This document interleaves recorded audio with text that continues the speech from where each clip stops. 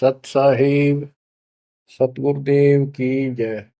बंदी छोड़ कबीर साहिब जी की जय। बंदी छोड़ गरीबदास जी महाराज जी की जय। स्वामी राम देवानंद जी गुरु महाराज जी की जय हो।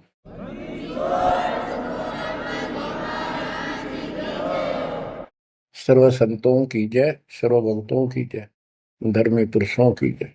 श्री काशी धाम की जय, श्री सुडानी धाम की जय, श्री क्रोथा धाम की जय, श्री बरवाड़ा धाम की जय। सत साहिब परम पिता परमात्मा कबीर जी की असीम हृदय से बच्चों, आज आपको अपने घर का पता चला। ये अरहट वाले कुएं में, ये अरहट का कुआ लोई यागल बंधा है सब कोई, कीड़ी कुंज पर अवतारा, हर हट डोरी बंधे कई बारा। इस हर हट जैसे कुएं में बहुत बार चक्कर काट चुके हो। अब इस झंझट से छूटने का समय आ गया। आप किसी से पूछ लो, कोई भी मरना नहीं चाहता, पर सबको पता यहाँ रह भी कोई नहीं गा। यह समस्या क्यों है? ये इसलिए है कि अब मृत्यु अच्छी चीज नहीं। सबसे घटिया ये है। फिर वह दोस्त था, जब तक जवान रहता है रोगी रोटी के चक्कर में उलझ जा रहा है, बस की बात नहीं। यहाँ की व्यवस्था ऐसी है, छोटे छोटे बच्चे होंगे, उनके पालने के लिए मर मिटता इंसान और करना पड़े, देखे जहां भूखे बैठे। तो ये मजबूरी है अपनी। और फिर सारा जीवन बच्चों को पाल पोस कर पढ़ा कर शादी कर दी, उनके बच्चे हो गए। बच्चों, अपना कर्म के साथ जीव आप बैठे। बच्चे कितने अच्छे हों, कितनी अच्छी बहू आ जा पुत्रवधू, लेकिन कर्म में दुख है तो कोई न कोई इसी आंट ला देगा काल। वो चाह कभी आप उसकी मदद नहीं कर पाओगे, उसके कर्म ना करने दे। जैसे आपको बताया, या फिर कोई ऐसी बीमारी हो जाएगी, बच्चे भी, बेटा भी, पुत्र वधू भी दोनों बैठ कर रोने जाएंगे, और वो चिल्लाए जा। सास या ससुर कोई भी है, जो कर्महीन इंसान दुखता आवेंगे, वो दवाई भी जो आ सके हैं अच्छे हॉस्पिटल में ले जाएंगे, लेकिन उस दुख, उस दर्द 2900 न कौन मिटा होगा। बच्चों, बहुत बार समझा लिया आपको, कभी आंख नहीं खुलने देता। ये काल केवल सतगुरु शरण में आने से इस काल का प्रभाव हट जाता है कुछ समय के लिए। और तब ये बातें अच्छी लगती हैं, ना कोई गाना, ना कोई बेंजू बजे, ना कोई अच्छा सुर निकाल ले जाते। केवल ये परमात्मा की अमर कथा सुनाई जाती है, उस दाता की बोली, उस कबीर परमात्मा की महिमा सुनाई जाती है। और धीरे धीरे जब पाप कम होते चले जाते हैं, यह इतनी अच्छी लगती है। बस गाने सुना करते बकवादी एक अन्य के लिए लगते हैं इनके साथ। तो वो पाप कर्म जितने कटते चले जाएंगे, इतने ही ये आत्मा का आहार इसे अच्छा लगने लग जाएगा। ये बहुत सी घटनाएं सारे घट रही हैं, पर एक आधा सुनाने से सभी समझ में आ जाती है। एक व्यक्ति को अधर्म मार गया, पैरालिसिस होगा, और उसके 4 एकड़ जमीन थी, उन्हें 16 एकड़ बढ़ा दी। सारी जिंदगी मेहनत करी खूब, कंजूसी के साथ। भगवान को जाने कौन था, कोई सुनता ही नहीं भगवान के बारे में। तो उसको 4 लड़के हो गए, चारों की शादी कर दी, चारों अलग अलग हो गए। उसको पैरालिसिस हो गया। अब उसको कोई नहीं उठा उन चारों में था, और बच्चे उसके पास से निकल जा। गांव के व्यक्तियों को पता चला, वो आए, उन बच्चों को समझाया, भाई बाप है, इसने कितना कुछ किया तुम्हारे लिए, कुछ तो शर्म करो। तो एक ने शर्म के मारे कुछ 10-5 दिन की सेवा फिर छोड़ दी। फिर उनके रिश्तेदार बुलाए, पंचायत हुई। रिश्तेदारों ने ये कर दिया, भाई इसके 16 किल्ला ने 5 हिस्सा में बांट दो, तो 3 एकड़ जमीन तो इसका हुआ है, इसको दो। 3 किल्ले इसके छोड़ दो, और जो इसकी सेवा करेगा वो लो। तो छोटे वाले की पत्नी बोली जी हम ले लेंगे, हम संभालेंगे। वो लालच में वो बला ले ली। बला हो जाती है ये कर्महीन इंसान। और 1 महीने बाद से फिर छोड़ दी। फिर गांव के व्यक्ति आए, मैंने भाई क्यों नहीं संभालते तुम? वह बोली अब किले भी ले लो, मारो बस का कोई सबके बीच में। तो गांव के लोगों ने एक नौकर किया, 3 एकड़ जमीन में से उसका जो खर्चा वर्ता उसको ध्यान लगे। तो जब वो पंचायत हो रही थी, बताओ था एक आदमी, और हमने देखा कई जगह ऐसी घटना घटी। तो जब वो पंचायत में आ रहे थे, रिश्तेदार आ रहे थे, वो खाट में पड़ा पड़ा नाड़ नाड़ हल्ला है, और पोता आ गया उसका। उस पोता ने इतनी दूर खड़ा था वो, 5-7 फुट, और नो करा नाड़ का नहीं। अकबर आजा, आजा लाड कर भाई नो, नाड़ नाड़ लर्ज के नो दिखा कर मैं इससे प्यार करना चाहता हूँ, और वो दूर बात। तो वहां बैठे उपस्थित व्यक्ति बोले इन बेटा ने तो कर दी इतनी छोटी मालिश, इन पोते ही कसर रह रही है, ये करेंगे। तो यहाँ अध्यात्म ज्ञान आता है। जो काम करण का था कर्म ही ने वो तो करया कोई नहीं। जिसका दुख भी टला हो, बेटा बेटी पुत्र वो दूर सब न अच्छा लगा हो। तो बच्चों यू काम करण का है, यह सबके साथ बढ़ जाएगी जाए भगवान की शरण में नहीं रहे थे। 3 बातों को देखकर दास को और अधिक दृढ़ता लगी और भगवान के प्रति तड़पने लग गया। ये सचमुच तो पहले देखा है सब बता, और भी सामान्य बातें देखी ना, बीमार हो तो भी माता पिता बैठे बैठे देखे जा, और वस्तु के लिए पुकारे जा, कोई सुनने तैयार नहीं था। कबीर साहब कहते बूढ़ा होकर पड़े खाट में, सुने बचन खारे, कड़वी बात सुना करेगा। और कुत्ते था उनका भी सुख को नहीं, ये छाती फूकड़ आ रही। पुत्र वधु कह के गई बूढ़ा बुढ़िया ने के ध्यान रखियो को कुत्ता बिल्ली ना बढ़ जाए अंदर।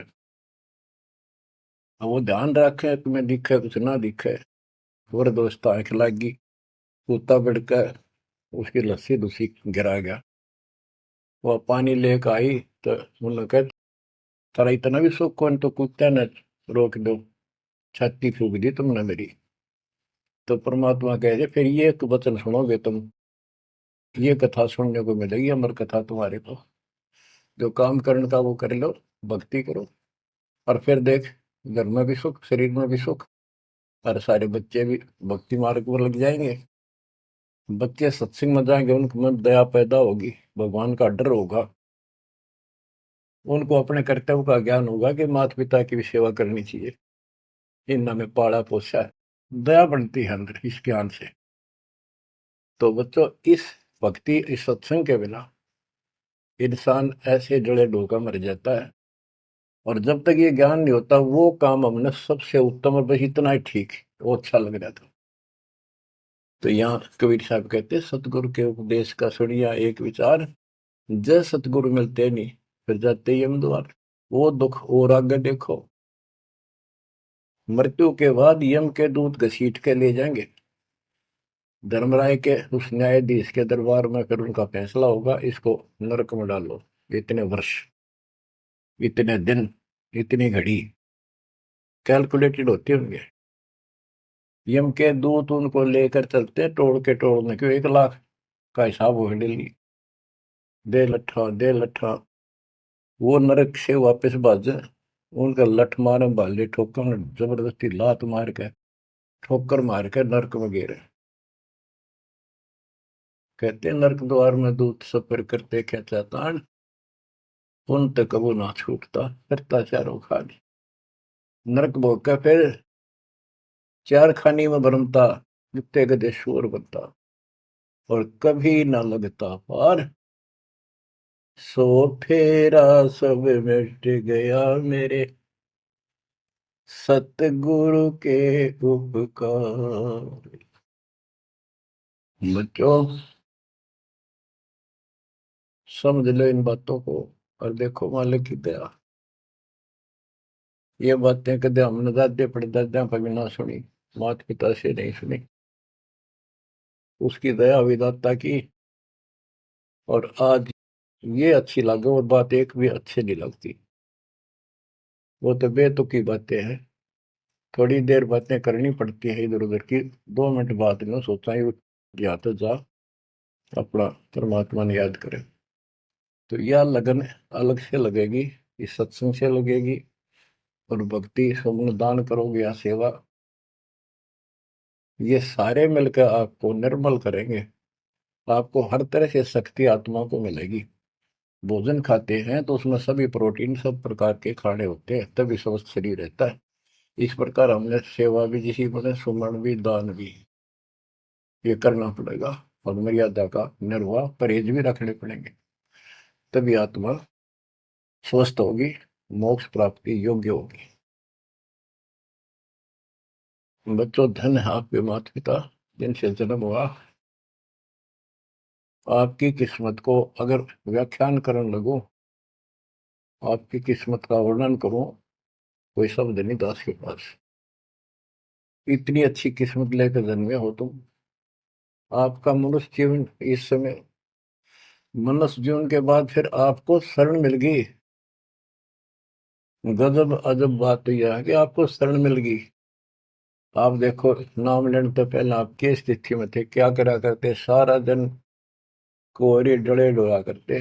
और मजदूर, काल के मजदूर थे, बस पेट के मजदूर, माचे माचे अंडला थे। कोई भी अच्छा काम चाह कर भी नहीं कर पावा थे। आत्मा भी अच्छी थी, था आपकी नर्म भी थे, दया थी, भाव था, सारा था, भगवान की चाह भी थी। पर ऊपरली सी थी, काम चलाऊ सा था। और नाम लेने से पहले जब आपने स्टार्ट किया इस मार्ग को, देख मन कितनी बगावत करे था। ये कैसे हो सकता है, ऐसे कैसे हो सकता है, हमने तो ये पूजा की, हमने ये देखा, ये सुना। तो काल ने परमात्मा से पहले कहा था कि तुम्हारा जो हंस जाओगा ज्ञान बताने के लिए, उससे पहले कहते देवी देव धाम पदुआओ, तीर्थ व्रत और ये झूठे जब तब मन लाऊं। इस तरह की सारी शास्त्रों की साधना से इनको इतना मूर्ख बना दूंगा कि कोई भी उसके ज्ञान को सुनेगा नहीं। जाओ योग जीत संसारा, जीव न माने कहा तुम्हारा, जीव तुम्हारा कहा न माने, हमारी ओर हो बात बखाने। हमारी ओर होकर बात विवाद करेंगे तुम्हारे साथ। बच्चों, इन बातों को याद रखो। इस जीवन की सफलता है कि इसमें परमात्मा प्राप्ति हो। आप इसके निकट आ चुके हो। आपने जो भक्ति स्टार्ट करी, आपकी यही दशा थी। कति मन मान कर राजी नहीं था। और उस दाता देखो अपने बच्चों को कैसे कैसे कैसे कोई न कोई भेज के अपना बान भाई रह रह के कथा सुनाई। कभी अच्छी लगी, कभी ना लगी, धीरे धीरे पाप कटते गए, सुनते चले गए। कहते सो सब सिदर मैं करूं अपने जन के काज, हरने से पूजो मार दो नरसिंह दर के साज। इब्राहिम सुल्तान के साथ कितने खाड़े कर दिए, कितना पीछे पड़ गया जाता अपने बच्चे को नरक से निकालने के लिए। यही दशा अपनी थी। उस दाता ने कोई न कोई कारण बना के अपने को राह दिखाया है। हरे बच्चों, समझो इस मार्ग को। क्योंकि ये कथा जो सारी सुनाई जाती है, ये आत्मा को सहारा देती है। ये आत्मा बहुत सतर्क हो जाती है, इन पर सब पर विचार करती है। तब इस मन को साइड कर देती है कि बस बहुत हो लिया। आप देखो क्या हाल है, कल न पशु बन जाओगे। और पहले बेरंग कितनी बार बन लिए। तो परमात्मा आपको बहुत लंबे समय से तैयार करते करते करते करते आ रहे, और आप भी लगे रहे। जैसे भी जितना दाव लगा जिस जन्म में, आप करके फिर काल का प्रभाव ज्यादा था, नहीं पार बसाई छूट गया मार्ग। जो गुरुद्रोही हो जाते हैं ना, वो सदा के लिए खत्म हो जाते हैं। वो तो अरबों खरबों वर्षों तक धक्के खाओगे। आप विमुख होते रहे, जैसे राबिया विमुख हुई। स्टार्ट वहां से नहीं था उसका, बहुत पीछे से था, लेकिन भक्ति की चाह बनी रही, दाता फिर मिलते रहे। परमात्मा कबीर साहब कहते हैं, मेल अठेले जाइयो, तीर्थ धाम पर भटकियो, मेले बड़ा मिलाप, पत्थर पानी पूजते हैं, कोई साधु संत मिल जाओ। जब तक भगवान नहीं मिला है, तब तक ये आस्था भी बनी रहनी चाहिए। इसलिए परमात्मा कुछ लोगों को जो संस्कार तो निकाह होता है, कोई मत्था टेक के किधर जाके, और कुदरती वो संस्कार आ जाता, उसकी आस्था बनी रहती है वहां पर, तो भगवान में चाह बनी रही। कई नरसिंह बन कई इसने आना पड़ा, निकाल ने तो मस्टरवा दिया था। प्रहलाद भगत की आस्था खत्म हो जाती, दाता रक्षा नहीं करते, सारे समाज में आस्था खत्म हो जाती मनुष्य जीवन में, कि भगवान है ही नहीं करे। अरीसा दिखा दिया, भगवान आज तक याद है, भगवान है। इसलिए हमारी चाह बनी रही परमात्मा के प्रति। तो बच्चों, परमात्मा की असीम रजा आपके ऊपर। परमात्मा 600 साल पहले हमें राह दिखाने लगे थे, और उसी समय से आज तक बीच में अपने संत गरीबदास जी को बीच में मिले, इस भक्ति को फिर से जीवित करके, इस अध्यात्म ज्ञान को फिर से कभी खम्भ रूप गे, इनके माध्यम ये यथार्थ ज्ञान देख। और 300 साल से अमर ग्रंथ यहाँ पढ़ा करते थे गरीबदासी, गरीबदास के 12वें पंथ वाले। मेरे गुरुदेव के अतिरिक्त किसी के पल्ला नहीं पड़ा। उन्होंने दास को दिया ये खजाना, उसके बाद गहनता से इसका अध्ययन किया, आशीर्वाद उनका रहा। आज ये खजाना खोल दिया, गुरुदेव का आशीर्वाद, कबीर साहब का वचन, 5505 कलयुग बीत चुका, तो ये खेल तो होना ही था। और या गंगा आएगी, मोक्ष करने वाली असली गंगा ये है सत्संग। इसमें जो स्नान करेंगे, सत्संग सुनेंगे, मोक्ष तो इन आत्माओं का होगा।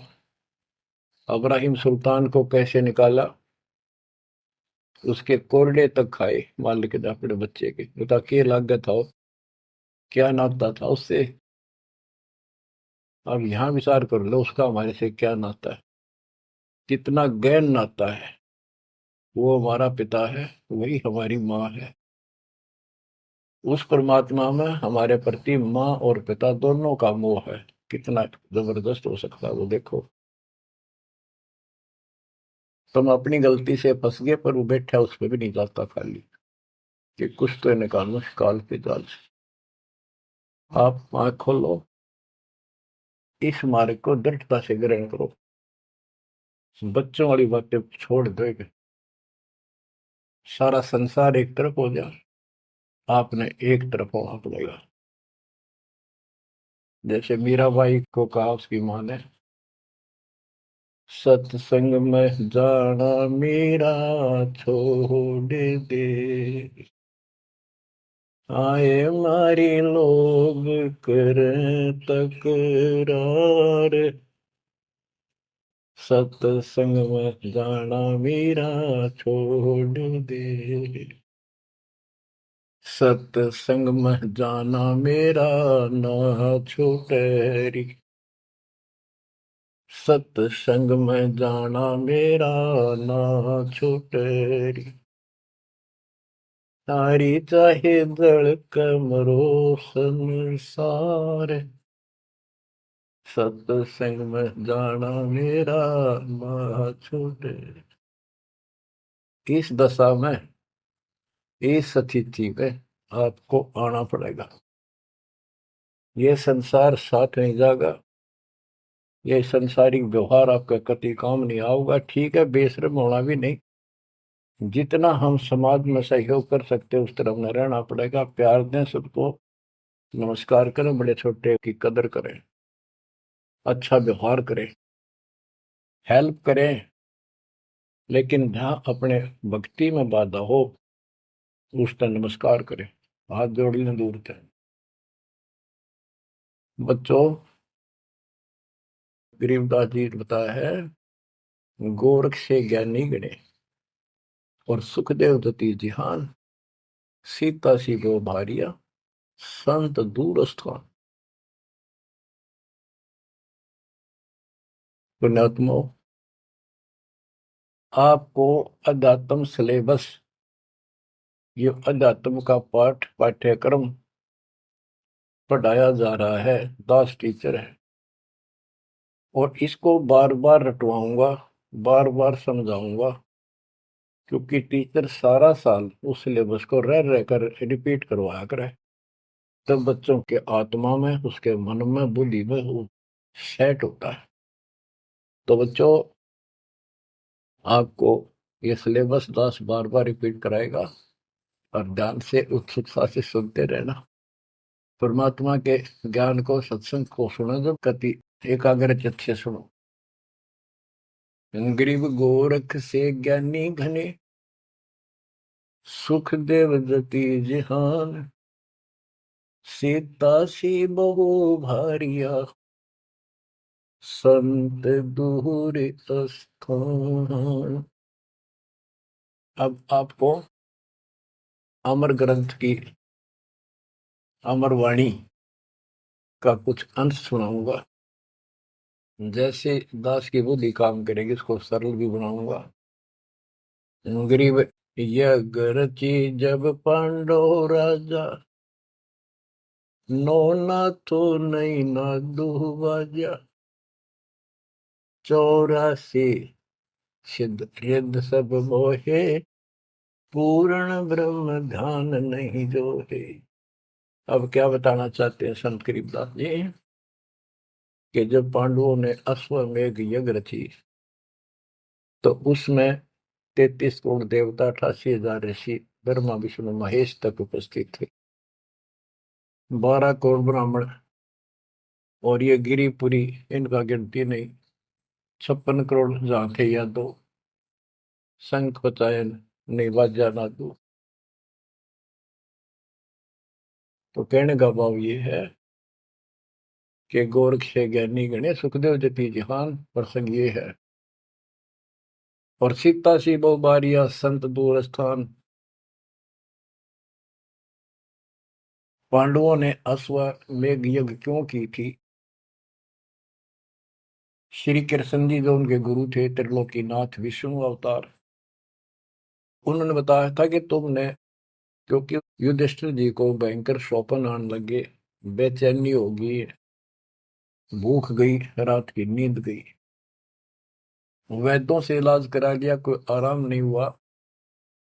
श्री कृष्ण जी के गुरु थे, उनसे समाधान जाना और कारण पूछा कि ये हुआ क्यों। तब श्री कृष्ण जी कहते, तुमने जो बंदूक घात किए हैं, युद्ध में, महाभारत में आदमी मारे और अपने प्रियजन मारे, रिश्तेदार मारे, ये पाप वो हानि कर रहा है, वो सेध रहा है। समाधान ये है कि अश्वमेध यज्ञ करो और पूरी पृथ्वी पर न्योता दे दो, कोई आओ, धर्म यज्ञ करो एक, और धर्म यज्ञ सफल होगी तो तुम्हारा यह दुख दूर होगा, अन्यथा नहीं होगा। और यज्ञ संपूर्ण होने की, सफल होने का चिन्ह बना दिया, बता दिया निशानी, कि एक शंख 5 मुंह का, पंचानन शंख, उसको पंचजन्य भी बोल देते हैं। पंचायन, आनंद माने मुख होते हैं, पंचानन 5 मुख का शंख एक अलग स्थान पर रखा जाएगा। वो कोई बजाएगा नहीं, आप पर बाजेगा। वो बाजेगा तब जब कोई पूर्ण संत, अच्छी करने वाला उसमें भोजन खा लेगा। तो 33 करोड़ देवता बुला लिए, 88,000 ऋषि आ गए, 12 करोड़ ब्राह्मण आ गए, तो किसी से भी शंख नहीं बजा। न्योता देने के लिए चारों पांडवों की चारों दिशा में ड्यूटी लाई थी युधिष्ठिर ने छोड़ दिया कि अभी न्योता दे का निमंत्रण दो। भीम का निमंत्रण देने की जो दिशा थी, ड्यूटी थी जिस साइड में, उसमें सुदर्शन नाम के एक सुपच, जिसे आजकल शेड्यूल कास्ट कहते हैं, उसमें सुपच कहते थे, और वाल्मीकि जाति में थे वो। भीम वहां गया।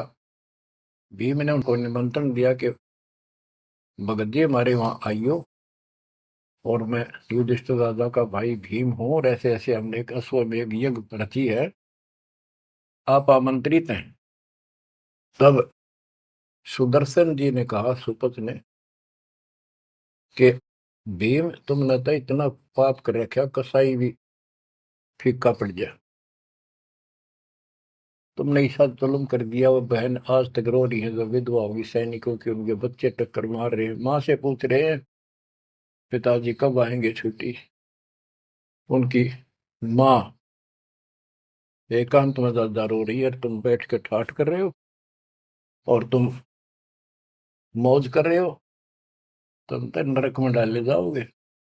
मुझे बुलाना है, जो अश्वमेध तुम करने जा रहे हो, ऐसी अश्वमेध 100 का फल मुझे संकल्प करो, 100, तब मैं तुम्हारे जाके रोटी खाऊं, मैं कौन पड़े से नरक में। अब अहंकार था भीम को कि हमारी यज्ञ तो सफल होनी है, क्योंकि श्री कृष्ण जी रहे साथ। तो उस भगत को कहा कि तेने आना होता जी, फालतू ना बोले, कि तेरे बिना वह काम अड़ा है, हमारे कोई आंट नहीं लगती।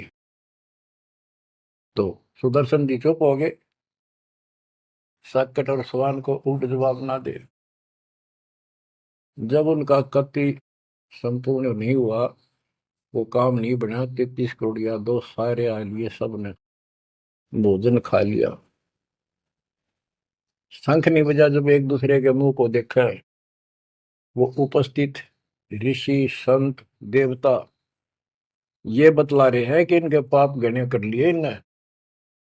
हाँ, शंख बजेगा कहाँ से, अपने ऊपर ना लेते। अब जैसे ये माया के अंग का प्रसंग है, वाणी वो चल रही है कि इस देवी ने, इस माया ने काल के दबाव में यहाँ सबको भ्रमित कर रखा है, सत साधना करने नहीं देती, शास्त्र साधना में डरे डुबावे, कर तो काट रहा है, लेकिन यह उसके दबाव में आ गई, या क्या करे, फंस गई, इसके साथ आकर निकम्मे गए। तो बच्चों, तब युधिष्ठिर बोला, महाराज हमारे पाप गणे हैं भगवान, ये तो कभी नहीं बच जाए। तो मन पता है क्या हाल हो रहा है, वो मेरे स्वप्न में भी दिखाई देते, वो बच्चे रोते हुए, उनकी विधवा रोती हुई टक्कर मार रही है। कृष्ण जी बोला, भाई इस शंख न बजाने वाला आया को नहीं। भीम को बुलाया कि बताओ इस साइड में किसकी ड्यूटी थी निमंत्रण देने की, कि भीम की थी। भीम से पूछा कि तुम ऐसे ऐसे, एक सुदर्शन नाम का संत है, उसको न्योता नहीं दिया। वो बोला, जी निमंत्रण दिया था, पर वो तो कुबोल आदमी है, ये बातें बोली है कि तुम पापी हो, अपराधी हो, वो तो गलत बोला। कृष्ण जी बोले, आपने क्या कहा। भीम बोला, मैंने कह दिया तो नाना होता जी, आपने ना तो मत आइए। श्री कृष्ण जी बोले, सारा काम खराब कर दिया, साधु संतों से ऐसे नहीं बोलना चाहिए, वो जो कहते हैं उसमें कोई दम हो बात में।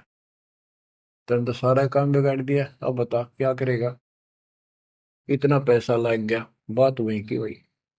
फोड़ने का मुंह हो गया भीम का, कह तो माँ चिरा था, तक के दिफा था। श्री कृष्ण जी बोले, बैठ साले, रथ तैयार करो। उस दौरान जब यह घटना घटी, उसमें परमात्मा करुणा में नाम से प्रकट थे कबीर साहब, और सुदर्शन उस करुणा में परमात्मा के बच्चे थे, शिष्य थे। सुदर्शन जी ने अपने गुरुदेव को जाके बताया कि महाराज ऐसे ऐसे वो भीम आया था, और मैंने उसको बोल दिया, भाई ऐसे ऐसे कर। परमात्मा बोले, भाई वो यज्ञ तो उनकी पूरी हो को ना, उन तो वो सारे माया के पुजारी बैठे हैं, वह फिर आओगे, तू खिसक जाए यहाँ पे। सुदर्शन जी तो निकाल दिए, परमात्मा सुदर्शन रूप बनाकर बैठ गए। पांचों पांडव छठे कृष्ण जी गए, 1 योजन 12 किलोमीटर दूर रथ से उतर लिए और पैदल चल पड़े। जाके श्री कृष्ण जी ने दंडवत प्रणाम किया तो पांडव तापा मरे पड़े थे, पांचवा ने उन्होंने किया। तब सुदर्शन जी बोले, अब सुदर्शन जी कहूंगा मैं, क्योंकि ये फिल्म है, फिल्म में जो रोल जो करता है वही बोला जाता है। सुदर्शन जी ने कहा, आओ त्रिलोकीनाथ, कैसे आना हो गया। श्री कृष्ण जी बोले, हे सृजनहार, हे सारी सृष्टि के रचनहार, आप जानी जान हो, ये पांडव हैं और ऐसे ऐसे नहीं, अश्वमेघ यज्ञ की है वो, आपके बिना संपूर्ण नहीं हो सकती। आप दया करो और भीम की गलती को माफ करो। सुदर्शन जी बोले, भाई मैंने जो शर्त रखी थी वह पूरी कर दो। भीम ने पूछ लो क्या शर्त थी मेरी, वो जी पता है हमारे को। तो श्री कृष्ण जी ने कहा कि संत मिलन को ऊंचा लियो, तज माया अभिमान, जो जो कदम आगे रखे, सो सो यज्ञ समान। ये देख लो, किसी में इतना भी अहंकार नहीं है। आज ये कति टूटे पड़े हैं, सारा खर्च हो लिया पैसा, बात वहीं खड़ी है। और वहां से लेकर यहाँ तक हम आए हैं, जितने हमारे कदम बढ़ते हैं वो सौ सौ यज्ञ समान, वो एक कदम एक यज्ञ के समान है। अपनी सौ रख लो, बाकी हमारी जोड़ी में डाल दो, हमारा भी कल्याण हो। यानी आदिन्य का भाव संत के सामने होना चाहिए। संत के साथ भगवान होता है, भगवान को अहंकार कति पसंद नहीं। तब साधु भूखा भाव का, धन का भूखा ना, ना किसी में माँ का भूखा। उससे पहले जब पहली बार यो भीम गया था तो निमंत्रण देने, एक तालाब में नहा का आया था और उसमें खूब गोते मार मार नहाया, पैर भी नहीं टिके थे। सुदर्शन जी बोले कि भीम, यह मेरी माला तार के दिए खुट्टी पर था। भीम चला, खुट्टी पर तो माला सुमरनी तारन लग गया। उस पर उतरी नहीं, टस से मस नहीं हुई, पसीने आ गए। जब सुदर्शन जी बोले, भीम उधर बड़ी डींग मारा था कि युद्ध नहीं जीता जाता, एक का मारू था 10 मरे थे। और ये माला ना उठी तेरे थे, छोड़ के आ गया, दूर खड़ा हो गया। और कोई दिखाना भी जरूरी था कि कुछ है इसके पल्ले, ना तो उनके मन में फिर दूसरा देता। ऐसे हाथ किया परमात्मा ने, वाला अपने आप उठ के उनके हाथ में आ गई। धर्मदास या घना अंधेरा, बिन परचा जीव जम का चेहरा। अगर थोड़ा बहुत ना दिखाऊं अपनी शक्ति तो काल का बंधेरा है, मेरी तरफ आवे को नहीं। उदिन तो बड़ी बात बोल रहा था भीम, और सुन ले, तेरे जैसे पहलवान बहुत होगा जाएंगे। जिसमें तू उस दिन स्नान करके आया था ना, वह खोपड़ी थी उस कुंभकर्ण की। खोपड़ी, ये सर का ऊपर ऊपर का कटोरा, जिसमें तेरे पाँव भी ना टेके, ऐसे ऐसे होकर जा रही है बकवादी। भक्ति बिना बात नहीं बने बच्चों। तो जब परमात्मा यानी सुदर्शन जी रथ में बैठ कर उनके साथ वहां पहुंचे, द्रौपदी ने देखा कि कौन सा है संत, पता चला यू एक केला यू है होगा। तो तभी उसके मत्था ठन गया कि इससे क्या होता, ये इतने ऋषि में ऋषि बैठे तपस्वी फलाना। फिर श्री कृष्ण जी ने कहा, द्रौपदी बढ़िया भोजन तैयार कर, संत खाना खाओगा तेरा काम बनेगा। तो द्रौपदी ने सोचा, बढ़िया भोजन बनाऊं, कई प्रकार के पकवान बनाकर थाली में नारी नारी कटोरिया में रख कर दिए। पर सुदर्शन जी जो है वह 5 ग्रास खाते थे। वो अपने मनमुखी होते, पर रोल उसी का करना था परमात्मा। ये कुछ भी करते रहो, भक्ति ठीक करो बस। तो उन सब में से थोड़ा थोड़ा मिला के इकट्ठा कर लिया, खिचड़ी ही बना ली, कति रला दिए कि सारे पकवान वहां मिल जाए और सबका भोग लग गया। द्रौपदी मन में सोच रही थी मैंने 1 घंटे तक आंख पड़वाई दूं मैं और इतने बड़ी आइटम बढ़ाए। अब संत खाओगा और उंगली चाटेगा और सरा होगा किसने बनाई है सब्जी रोटी। और इसने कुछ करना आता ना और ना शूद्र का शूद्र, ये कहाँ के शंख बजाएगा ये। अब परमात्मा ने यानी सुदर्शन जी ने 5 ग्रास खाए, 5 बार शंख बोला। वो युधिष्ठिर जी बड़े खुश हुए, कृष्ण जी से कह रहे आपने बड़ी दया करी, बड़े महापुरुष खोज के लाए, हमारा तो काम बढ़ गया। कृष्ण जी बोले नहीं बना, ये तो शंख कंटिन्यू बजना चाहिए था अखंड, और काफी देर तक स्वर्ग तक सारी पृथ्वी पे इसकी आवाज जाएगी, धीमी धीमी मीठी मीठी प्यारी प्यारी, तब सफल होगी। युधिष्ठिर बोले हे भगवान अब कौन रह गया, किसको लाओगे। बोला भाई इस वाल्मीकि के बाल सब ना ही 3 लोग, ये के वाल्मीकि दिखे तुमने, इसके एक बाल के समान भी 3 लोग नहीं है, इतनी ताकत है इसमें, इतनी भक्ति की शक्ति है। अपने घर में कमी है वह खोजते। द्रौपदी बुलाई, द्रौपदी से कहा कि बहन साची बता, तेरे कोई दोष आया इस महापुरुष के प्रति। तो उसने सारी बता दीजिए ऐसे ऐसे मेरे मन में दोष आया। द्रौपदी शुक्र मना तेरे घर पर टूक तोड़ ली, इसने आकर खाना खा लिया। तो अपने घर सब 2 रोटी खाकर सोते हैं, कोई भूखा नहीं सोता, भगवान सब न दी है। इस तरह का अहंकार करने से काम नहीं बनते। इसके चरण धोकर पियोगी ना, जब तेरे अंतःकरण का पाप भी दूर होगा और कुछ राहत भी तब मिलेगी। अमृता क्या नहीं करता। द्रौपदी लाई बढ़िया सी थाली परात उठाकर चांदी की, और उसमें लोटा लेकर संत के चरण धोए, गाल के कटोरे में पीण लगी। कृष्ण जी बोले बहना दा मुझे भी देना, इसे महापुरुष का चरणामृत कद कद मिल रहा है। तो आधा द्रौपदी ने पिया, आधा श्री कृष्ण जी ने। और फिर वो देखो अखंड बाजा वो ऐसे ढंग से बजाए तो धीरे धीरे धीरे धीरे सुर बढ़ता चलेगा, स्वर्ग तक पूरी पृथ्वी पर आवाज गई, कण कण में सुनाई दिया।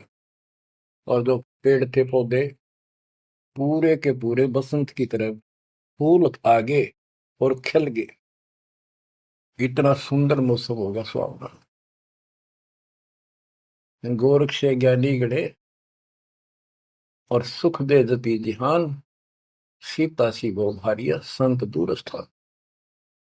संत को ऊपर दिखावे से ज्यादा मीठी मीठी लंबी चौड़ी कथा सुनाने से, अटपट करके प्रवचन करने से पहचाना नहीं जा सकता। तो बच्चों ना जीव की सी बुद्धि है को पहचान ले, पहचान लिए होते तो कबीर भगवान आए न थे, संत गरीबदास जी आ रहे कहने गए। अब बच्चों आपको थोड़ी सी अमृत वाणी सुनाता हूँ। ग्रीव फिर पांडवों की यज्ञ में शंख पंचायन टेरे, 12 कोटि पंडित जहां पड़ी सबन की मेरे। यज्ञ रची जब पांडव राजा, नौ नाथों ने नादू बाजा। उस यज्ञ में 9 नाथ, 84 सिद्ध, 33 करोड़ देवता, 88,000 ऋषि, 12 करोड़ ब्राह्मण और 56 करोड़ यादव जो श्री कृष्ण के वंशज थे, जो पांडवों के रिश्तेदार थे। क्योंकि श्री कृष्ण जी की बहन सुभद्रा अर्जुन के ब्याही थी। या क्या कहते हैं, यज्ञ रची जब पांडव राजा, नौ नाथों ने नादू बाजा। 84 सिद्ध रिधि सब मोहे, पूर्ण ब्रह्म ध्यान निजो है। अब माया के उनकी वाणी पर देखो छिए, इन्होंने बताया है कि 84 सिद्ध 9 नाथ ये रिद्धि सिद्धि में उलझा रखे थे। 84 सिद्ध रिद्धि सब मोहे, इन्होंने पूर्ण ब्रह्म ध्यान नहीं जो है, पूर्ण परमात्मा की भक्ति नहीं करी। कोटि 33 यज्ञ के माही, सुर नर मुनि जन गिनती नाही। 56 कोटि जहां थे यादो हो, जिनसे नाही बाजा ना दू हो। कोटिक वक्ता वेद उचारी, ना बयम संपूर्ण सारी। सर दर्शन की गिनती नाही, अनाथ जीव जी में बहु माही। ओहो, सठ दर्शन ये गिरिपुरी कहती है बहुत गड़े आए हुए थे, और अनाथ जीव भी बहुत गड़े आए। सुर नर मुरजन तपा सन्यासी, दंडी वृत्त बहुत उदासी। कामधेनु कल्प वृक्ष ही लाए, तीन लोक के सुर नर आए। पांचों पांडवों कृष्ण शरीरा, जिनसे यज्ञ बही निधीरा। होय होय। पांचों पांडव और श्री कृष्ण जी वही खाना खा चुके थे, उनसे यज्ञ बही नहीं थीरा, उनसे यज्ञ नहीं हुई पूरी। एक बाल्मीक नीचे कुल साधु, जिन शंख पचायन पूरे नादु। और गनो माया के पूता, ब्रह्म जोगनी सब ही दूता। ओहो, कहते हैं एक बाल्मीक नीचे कुल साधु, जिन शंख पचायन पूरे नादु। ये और गनो माया के पूता, ये औरतें माया के भ्रमित है। माया सिद्धि प्राप्त करके लोगों को प्रदर्शन करना, ये भी माया जाल। या महिमा पागी न, इनमें खेल लेंगे खिलौने से, या माया ये देवी ने उलझा रखे काल के दबाव। कहते हैं और गनो माया के पूता, ब्रह्म जोगिनी सब ही दूता। अब क्या बताते हैं, गिरि पांचों पांडव संग हैं, और छठे कृष्ण मुरार। चलिए हमारी यज्ञ में हे समर्थ सिरजनहार। अब श्री कृष्ण जी भी तो तीन लोक के मालिक हैं, पिछले संस्कारी हंस है। परमात्मा ने उनको सद्बुद्धि दी, उनकी दिव्य दृष्टि खोली कुछ समय के लिए, तो उनको भगवान दिखाई दे था। वो सुदर्शन उस दिन थे भी भगवान, पर उसको एहसास था, क्योंकि अध्यात्म मार्ग के अंदर अपने आप आत्मा अपने से शक्तिशाली के आगे नीचे हो जाती है, मुरझा जाती है। गृह पांचों पांडव संग हैं, और छठे कृष्ण मुरारे। चलिए हमारी युग में समर्थ सृजनहार। गिरि पांडव यज्ञ अश्वमेघ में, सतगुरु किया पिया ने। पांचों पांडव संग चले, और छठा भगवान। गिरि पांडव यज्ञ अश्वमेध में, वाल्मीकि की बे। शंख पचायन बजाइया, राख्या नहीं संदेह।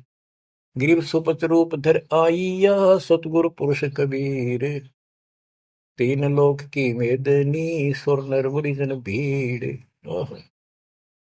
कहते हो सुपच का रूप धरकर स्वयं सतगुरु परमेश्वर कबीर जी आए, जहां पर तीन लोक की सेना बैठी थी मेदनी, या दुनिया भरी पड़ी थी। 33 करोड़ देवता, 88,000 शेर, 56 करोड़ यादव। 33 कोटि यज्ञ में आए, 688 सारे। 12 कोटि वेद के वक्ता, सुपच का शंख बजा रे। के 33 करोड़ देवता, 88,000 ऋषि, 9 नाथ, 84 सिद्ध, 12 कोटि वेद के वक्ता ब्राह्मण, ये सारे वहां पर बैठे थे। उन तो ये छोटा सा काम नहीं हुआ, 3 ताप के अंतर्गत पांडव दुखी हो रहे थे। तुम कौन राम का जपते जापम, तात कटे ना तीनों ताप। तो बच्चों, परमात्मा की आपके ऊपर असीम रजा है। आपको पूर्ण परमात्मा की भक्ति मिली, पूरा सतगुरु मिला, आपको मोक्ष दे दाता सच्चाई।